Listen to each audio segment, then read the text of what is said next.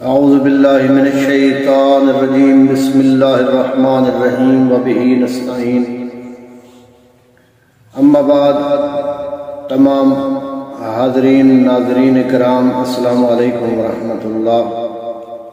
1001 داستان علی علیہ السلام لے کر آپ کی خدمت میں حاضر ہوں۔ حضرت علی علیہ السلام کی داستان کے حوالے سے داستان کو کچھ اس طرح ہے کہ حضرت امیر المومنین علیہ السلام فرماتے ہیں کہ عہد رسالت میں ایک یہودی عورت کے پاس چند یہودی گئے جس عورت کا نام عبدہ تھا۔ اس کے پاس گئے اور اسے کہنے لگے کہ حضرت محمد صلی اللہ علیہ وآلہ وسلم نے بنی اسرائیل کی کمر توڑ کے رکھ دی ہے اور اس وجہ سے یہودیت کا خاتمہ ہونے والا ہے، یہودیت برباد ہو کر رہ گئی ہے۔ تمام یہودی اشراف نے محمد کے لیے یہ زہر تیار کیا ہے اور یہ آپ ہی اسے کھلا سکتی ہیں۔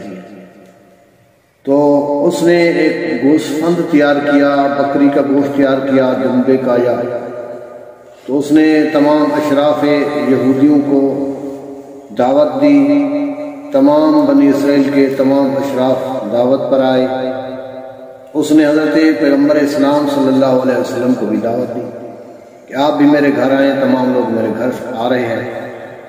حضرت علی علیہ السلام فرماتے ہیں جب پاک پیغمبر اس یہودیہ عورت کے گھر چلنے لگے تو مجھے حضرت ابو دجانہ، حضرت ابو ایوب انصاری، حضرت سہیل بن حنیف، حضرت عمار بن یاسر اور دیگر مہاجرین کو ایک گروہ کو ساتھ لے کر گئے۔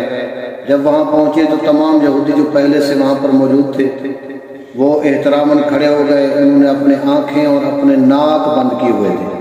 پیغمبر اسلام نے انہیں بیٹھنے کو کہا، انہوں نے کہا نہیں، ہم آپ کے ساتھ ادب اجازت نہیں دیتا کہ ہم آپ کے ساتھ بیٹھیں۔ پھر پوچھا کہ آپ نے ناک کیوں بند کیے ہوئے ہیں؟ تو عرض کرنے لگے کہ جب ہمارے ساتھ کوئی پیغمبر آتا ہے تو ہم چاہتے ہیں کہ ہماری ناک سے نکلا ہوا سانس بھی اسے تکلیف نہ دے۔ آنکھیں بھی انہوں نے ادب سے بند کی ہوئی تھی۔ تو اس کے بعد وہ کھانا آنے لگا، کیونکہ حضرت علی علیہ السلام فرماتے ہیں کہ انہوں نے جھوٹ بولا کیونکہ وہ احتراماً آنکھیں اور ناک بند نہیں کیے ہوئے تھے، بلکہ زہر آلود جو دھواں تھا اس سے بچنے کے لیے اپنے آپ کو وہ محفوظ کر رہے تھے۔ تو اس کے بعد جو گوشت لایا گیا، بنا ہوا گوشت سامنے آیا تو پیغمبر اسلام کے سامنے جو تشت رکھا گیا تو گوشت کی ران سے آواز آنے لگی کہ پیغمبر اسلام رسول خدا، مجھ میں زہر ملا ہوا ہے۔ تو پیغمبر اسلام نے اس عبدہ نامی عورت کو بلایا اور کہا کہ آپ نے دھوکہ کیا، آپ نے ایسا کام کیوں کیا؟ تو وہ کہنے لگی کہ میں دیکھنا چاہتی تھی کہ آپ اللہ کے واقعی اللہ کے پیغمبر ہیں، اگر پیغمبر ہیں تو آپ کو زہر کوئی نقصان نہیں دے گی، اور اگر آپ کا دعویٰ نعوذ باللہ جھوٹا ہے تو یہ زہر آپ کو نقصان دے گی۔ تو حضرت پیغمبر اسلام فرماتے ہیں کہ کیونکہ یہ زہر میرے اندر چلا گیا ہے اور مجھے تکلیف ہو رہی ہے، تم اس فعل بد کی مرتکب کیوں ہوئی ہو؟